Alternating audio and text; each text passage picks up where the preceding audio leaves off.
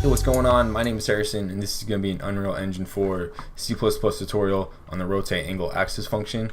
Let's go ahead and look at the final product right now. So right now it's just moving it around in a circle, and on this tutorial we're going to specify the exact vector we want it to rotate it around, just to make it quick and easy. There should always be a GitHub link down below in the description, so if you just want to take the code and move along, you're definitely allowed to. If not, let's go ahead and watch the video and recreate this in C++. Delete that, right click, new C++ actor. I'm going to call it rotate actor vector and create class. Alright, the engine just created the files for us. I'm going to delete some old files.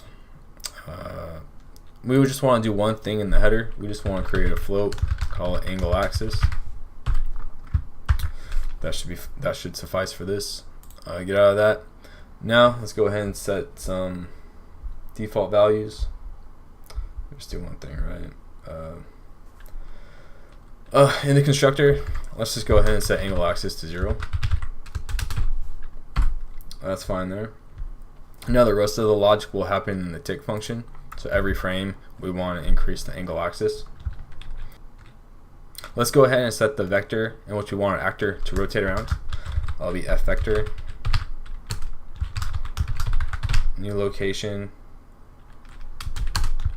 equals f vector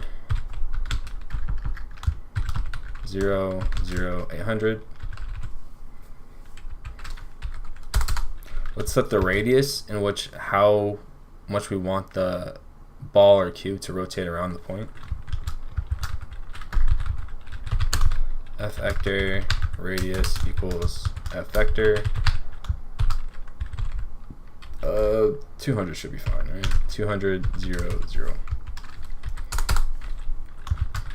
Every frame we want to increase the angle axis variable, so just go angle axis plus plus.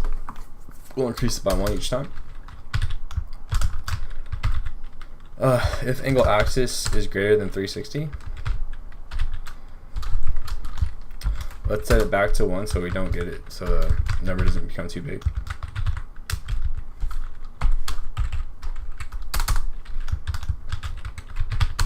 F vector rotate value. Let's get the radius. This is where we use rotate angle axis. Input the angle axis. And then do f vector 0, 0, 1. That's the vector we want to rotate around. Let's go ahead and look at the function on GitHub on Epic's documentation. So f vector rotate angle axis. The first parameter is the angle degree, and then the second one is the axis. The axis to rotate around, and the angle to rotate in. So that's the angle, and that's the axis. Moving on, now we're going to apply these values to new location, our new location variable that we created earlier. It's going to be plus equals rotate value, and then we get that x value. So we'll do it for x, y, and z. I'm just going to copy and paste it. I need the semicolon.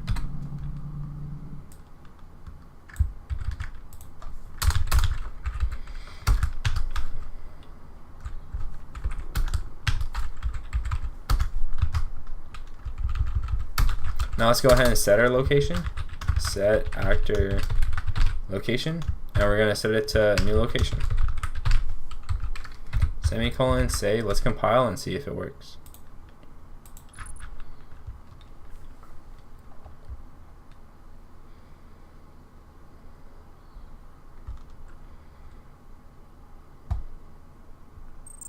Okay, it was successful. Let's go ahead and drag and drop it in. Rotate actor vector. I'm going to add a sphere to it.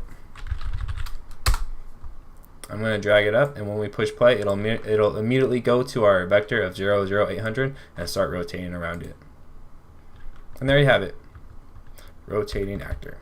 So again, we're only setting the location. The ball itself isn't rotating. Like if we used a cube, it wouldn't be facing the origin. We'll do another video where it consistently faces the origin, and we set the location and rotation of the actor. So if you have a bat or an enemy or like some other like object that you want to always face a certain point, we'll do that in another video. But Thank you so much for watching, and I will see you in the next one.